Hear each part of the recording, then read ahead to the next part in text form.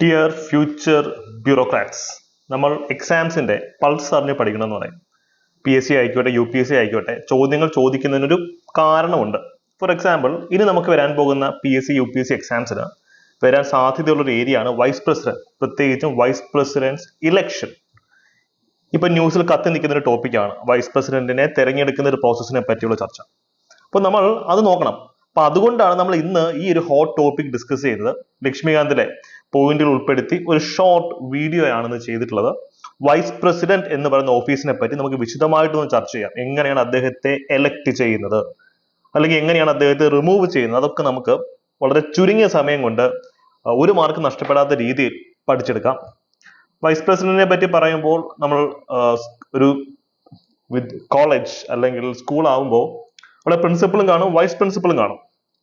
ഈ vice പ്രിൻസിപ്പളിന്റെ office എവിടെയാണെന്ന് എത്ര പേർക്ക് അറിയാം? അല്ലെങ്കിൽ വൈസ് പ്രിൻസിപ്പൾ എവിടെ ഇരിക്കുന്നത് ആർക്കും വലിയ പിടിയില്ല. പക്ഷെ പ്രിൻസിപ്പൾ എന്തെങ്കിലും ആബ്സെന്റ് ആവുകയാണെങ്കിൽ അന്ന് വൈസ് പ്രിൻസിപ്പൾ ആയിരിക്കും എൻറ്റയർ ഇൻസ്റ്റിറ്റ്യൂഷനെ ഹാൻഡിൽ ചെയ്യുന്നത്. അതുവരെ ഭയങ്കര സൈലന്റ് ആയിട്ടുള്ള ഒരു ക്യാരക്ടർ ആയിരിക്കും, പുറത്ത് അങ്ങനെ കാണാറില്ല. അതുപോലെയുള്ള ഒരു ഓഫീസാണ് വൈസ് പ്രസിഡന്റ് എന്ന് പറയുന്നത്. ജനറലി സ്പീക്കിംഗ്, പ്രസിഡന്റ് ഉള്ള സമയം വൈസ് പ്രസിഡന്റിന് വലിയ റോളൊന്നുമില്ല. രാജ്യസഭയുടെ ചെയർമാനായിട്ട് ഇരിക്കുന്നത് മാത്രമേ ഉള്ളൂ.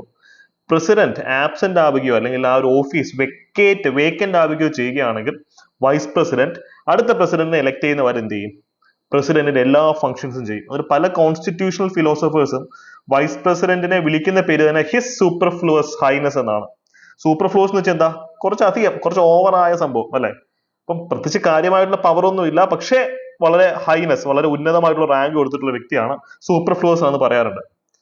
റിയാലിറ്റി പറയുകയാണെങ്കിൽ വളരെ ഇമ്പോർട്ടന്റ് ആയിട്ടുള്ള ഓഫീസ് തന്നെയാണ് vice president office. Because constitutional continuance, president ഇല്ലെങ്കിൽ, ഒരു ദിവസം പ്രസിഡന്റ് ഇല്ലെങ്കിൽ ആരാ പണി ചെയ്യേണ്ടത്? വൈസ് പ്രസിഡന്റ് ആണ്.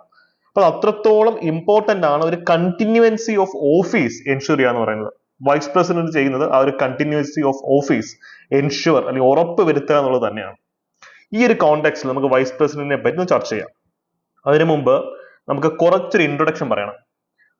നമുക്കറിയാം, ഒരു സ്റ്റേറ്റിന് 3 ഓർഗൻസ് ആണുള്ളത് അല്ലെ? Judiciary, executive, legislature. അതിലൊക്കെ നമുക്ക് പിന്നെ വരാം.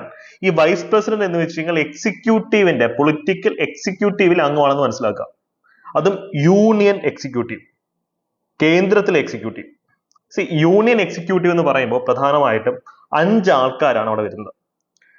പ്രസിഡന്റ് ഉണ്ട്, vice president, prime minister, council of ministers, attorney general. ഇത് ഓരോരുത്തരെയൊക്കെ പറ്റി നമുക്ക് പിന്നെ ചർച്ച ചെയ്യാം. നിങ്ങൾ ആവശ്യപ്പെടുകയാണെങ്കിൽ അവരെ പറ്റിയുള്ള വീഡിയോ നമുക്ക് ചെയ്യാം. പക്ഷെ ഇപ്പോഴത്തെ കോണ്ടെക്സ്റ്റിൽ വൈസ് പ്രസിഡന്റ് ആണ് ഏറ്റവും ഇമ്പോർട്ടൻറ്റ്. ഇന്ത്യയിൽ പ്രസിഡന്റ് ആണ് പ്രഥമ പൗരൻ, അല്ലെങ്കിൽ ഹയസ്റ്റ് റാങ്കിങ് പേഴ്സൺ, അല്ലെങ്കിൽ ഏറ്റവും ടോപ്പിൽ നിൽക്കുന്ന, അല്ലെങ്കിൽ ഓർഡർ ഓഫ് പ്രസിഡൻസിലൊക്കെ ഏറ്റവും അഗ്രത്തിൽ നിൽക്കുന്ന വ്യക്തി എന്ന് വെച്ചാൽ പ്രസിഡന്റ് ഓഫ് ഇന്ത്യ ആണ്. അത് കഴിഞ്ഞാൽ 2ാം സ്ഥാനം വൈസ് പ്രസിഡന്റ് ആണ്. പ്രൈം മിനിസ്റ്ററിന് പോലും അല്ല. അതാണ് നിങ്ങൾ മനസ്സിലാക്കേണ്ടത്.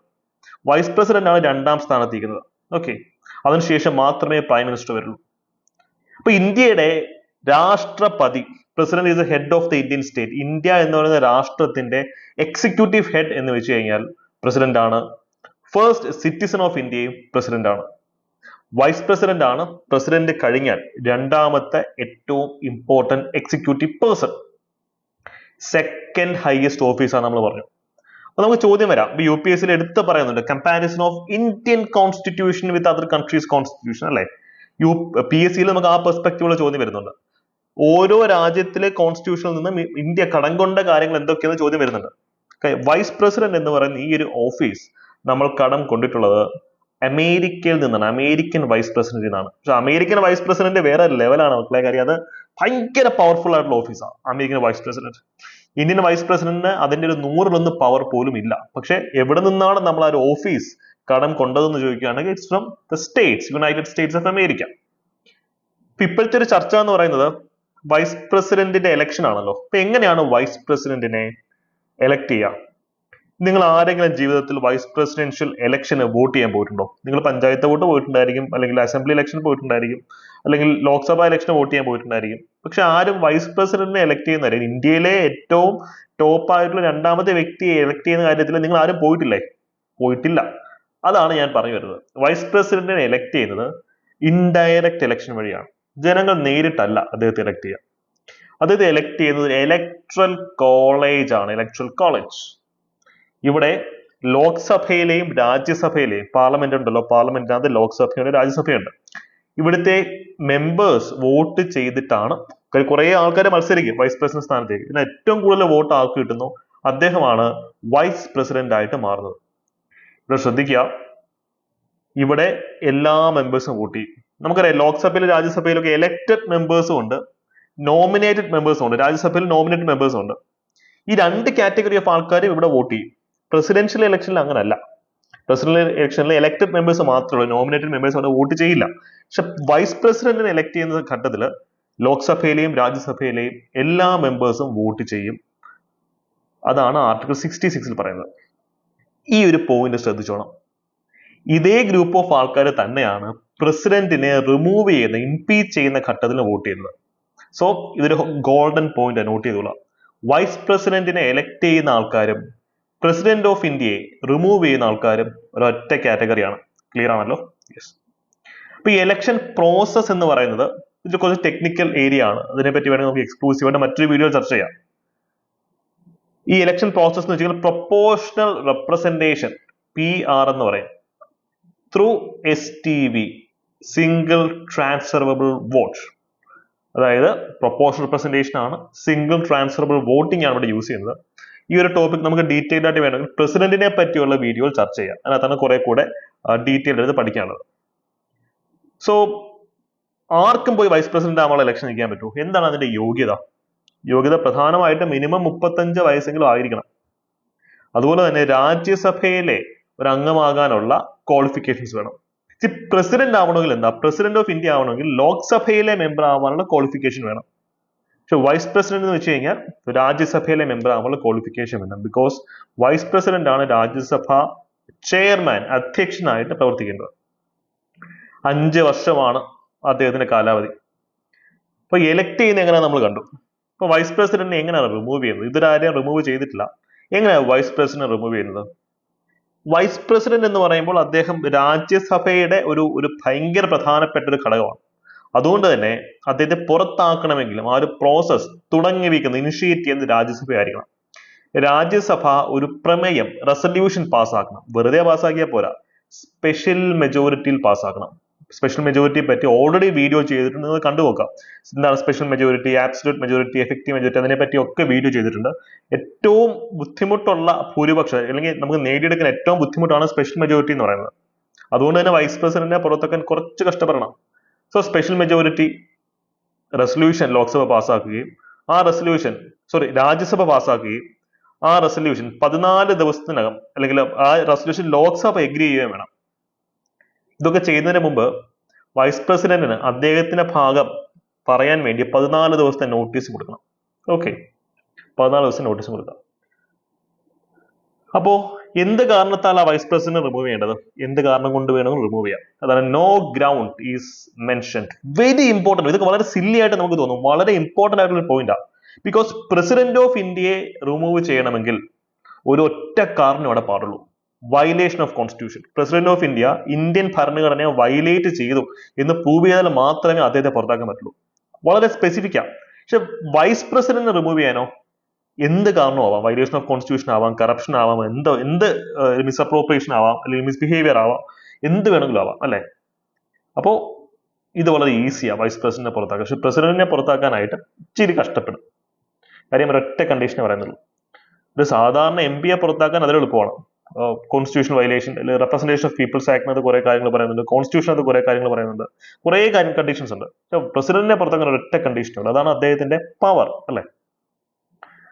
അപ്പൊ എന്താണ് വൈസ് പ്രസിഡന്റിന്റെ പവർ, അല്ലെങ്കിൽ അതിന്റെ ഫംഗ്ഷൻസ് എന്തൊക്കെയാണ്? ഞാൻ നേരത്തെ പറഞ്ഞു, കാര്യമായിട്ട് ഫംഗ്ഷൻസ് എന്നങ്ങനെ പറയാനില്ല. അതുകൊണ്ടാണ് ഹിസ് സൂപ്പർഫ്ലോസ് ഹൈനസ് എന്നൊക്കെ അദ്ദേഹത്തെ പരിഹസിച്ചുകൊണ്ട് പല കോൺസ്റ്റിറ്റ്യൂഷണൽ തിങ്കേഴ്സും വിളിച്ചിട്ടുള്ളത്. പക്ഷേ it's A very important office. അദ്ദേഹമാണ് രാജ്യസഭയുടെ എക്സ് ഒഫീഷ്യോ ചെയർമാൻ ആയിട്ട് ആക്ട് ചെയ്യുക. എക്സ് ഒഫീഷ്യോ മീൻസ് അദ്ദേഹമാണ് ഓട്ടോമാറ്റിക് ആയിട്ട് രാജ്യസഭ ചെയർമാൻ ആവുക, അല്ലെ? ലോക്സഭയിൽ സ്പീക്കർ എന്ന് പറയുന്ന പോലെയാണ് രാജ്യസഭയ്ക്ക് chairman. Vice president generally speaking അദ്ദേഹം ചെയർമാൻ, രാജ്യസഭയുടെ ചെയർമാൻ എന്നുള്ള ഒരു കപ്പാസിറ്റിയിലുള്ള സാലറി വാങ്ങിക്കുന്നത് എല്ലാം ചെയ്യുന്നത്. പക്ഷെ എപ്പോഴെങ്കിലും പ്രസിഡന്റ് ഇല്ലാതാവുകയാണ്, പ്രസിഡന്റ് പനി പിടിച്ച് കിടക്കുകയാണെങ്കിൽ, അല്ലെങ്കിൽ പ്രസിഡന്റ് ആബ്സെന്റ് ആവുകയാണ്, പ്രസിഡന്റ് കുറച്ച് നാളത്തേക്ക് ആബ്സെന്റ് ആവുകയാണെങ്കിൽ, അല്ലെങ്കിൽ പ്രസിഡന്റ് മരിച്ചു പോവുകയാണ്, പ്രസിഡന്റ് ഓഫീസ് വേക്കന്റ് ആവുന്ന കണ്ടീഷൻസ്. ഈ ആബ്സെൻസും വേക്കൻസും ഡിഫറെന്റ് ആണ്. ആബ്സെൻസ് മീൻസ് ടെമ്പററി ആയിട്ട് ഒന്ന് കുറച്ച് ദിവസത്തേക്ക് മാറിയിരിക്കാം. വേക്കൻസ് മീൻസ് ആ ഓഫീസിൽ നിന്ന് അയാൾ ഇറങ്ങി പോവാണ്. ഇതിന്റെ മരണമാവാൻ കാരണം അല്ലെങ്കിൽ റിസഗ്നേഷൻ ആയിരിക്കാം അല്ലെങ്കിൽ ഇംപീച്ച്മെന്റ് ആയിരിക്കാം. ഈ രണ്ട് കണ്ടീഷനുമാണ് വൈസ് പ്രസിഡന്റിന് പ്രസിഡന്റ് ആവാൻ പറ്റുക.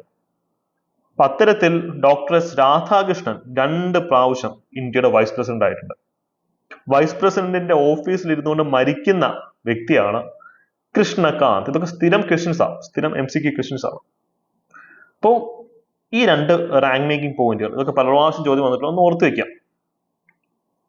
അപ്പൊ ഇനി ഇന്ത്യൻ കോൺസ്റ്റിറ്റ്യൂഷനെയും അമേരിക്കൻ കോൺസ്റ്റിറ്റ്യൂഷനെയും കമ്പയർ ചെയ്തുകൊണ്ട് ഈ ടോപ്പിക് ഒന്ന് പഠിച്ചിട്ട് നമുക്ക് ക്ലാസ് എൻഡ് ചെയ്യാം.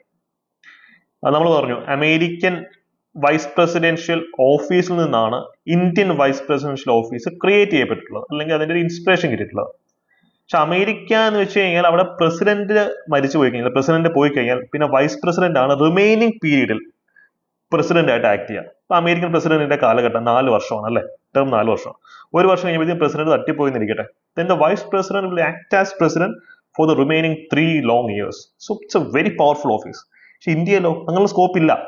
അടുത്ത പ്രസിഡന്റിനെ എലക്ട് ചെയ്യുന്നവരെ താൽക്കാലിക പ്രസിഡന്റ് ആയിട്ട് മാത്രമേ വൈസ് പ്രസിഡന്റ് ഇരിക്കാൻ പറ്റുള്ളൂ. പുതിയ പ്രസിഡന്റ് വരുമ്പോൾ ഇദ്ദേഹം അതുപോലെ സീറ്റ് വെച്ച് കൊടുക്കണം. അതാണ് ഇന്ത്യൻ വൈസ് പ്രസിഡന്റ് എന്ന് വെച്ച് കഴിഞ്ഞാൽ. അമേരിക്കൻ വൈസ് പ്രസിഡന്റ് നമുക്ക് ഡിസ്ക്രിപ്റ്റീവിന് ചോദിക്കാം, difference between Indian and American constitutional perspective of the office of vice president. അപ്പൊ ഇങ്ങനെ ആൻസർ ചെയ്താൽ മതി. അപ്പം അമേരിക്കയിൽ വൈസ് പ്രസിഡന്റിനെ സക്സീഡ് ചെയ്യും when it fall vacant and remain president for the unexpired term of his predecessor. ബാക്കിയുള്ള പീരീഡ് അദ്ദേഹമായിരിക്കും പ്രസിഡന്റ് ആക്ട് ചെയ്യുക. പക്ഷെ ഇന്ത്യയിൽ അങ്ങനെ അല്ല, കുറച്ചു കാലം മാത്രമേ ആക്ട് ചെയ്യാൻ പറ്റുള്ളൂ. പുതിയ പ്രസിഡന്റ് എത്രയും പെട്ടെന്ന് തിരഞ്ഞെടുത്തോളൂ. ഇങ്ങനെ ഏറ്റവും ഇമ്പോർട്ടന്റ് ആയിട്ടുള്ള കുറച്ച് പോയിന്റുകൾ കൺസോളിഡേറ്റ് ചെയ്ത് നിങ്ങൾക്ക് പറഞ്ഞു തന്നേ ഉള്ളൂ. ഇത്തരത്തിലുള്ള കൂടുതൽ റാങ്ക് മേക്കിംഗ് ക്ലാസ്സുകൾ വേണമെങ്കിൽ കമന്റ് സെക്ഷനിൽ പറയാം. ഏത് ടോപ്പിക്കിലാണ് വേണ്ടത് നിങ്ങൾക്ക് പറയാം. കുട്ടികൾക്ക് ഏറ്റവും ഡിഫിക്കൽട്ട് ആയിട്ടുള്ള സബ്ജക്ട്സ് കോൺസ്റ്റിറ്റ്യൂഷൻ, എക്കണോമിക്സ് ഒക്കെയാണ്. ഏത് ടോപ്പിക്ക് വേണം നിങ്ങൾക്ക് റെഫർ ചെയ്യാവുന്നതാണ്. അതുപോലെ ഇനി വരാൻ പോകുന്ന എക്സാംസിന് കമ്പനി ബോർഡ്, എക്സൈസ് ഇൻസ്പെക്ടർ അല്ലെങ്കിൽ 10th +2 ലെവൽ എക്സാംസിനൊക്കെ നിങ്ങൾ അഫോർഡബിൾ ആയ ഒരു ഹൈ ക്വാളിറ്റി ബാച്ച്, ഈ പറഞ്ഞത് PSCയുടെ പൾസ് അറിഞ്ഞ് പഠിക്കാൻ നിങ്ങൾക്ക് വേണ്ടുന്ന ഒരു ബാച്ചാണ് നോക്കുന്നതെങ്കിൽ നിങ്ങളുടെ അഫോർഡബിൾ ബാച്ചസ് നിങ്ങൾക്ക് ആക്സസ് ചെയ്യാം. ഇതാണ് കോൺടാക്ട് ഡീറ്റെയിൽസ്.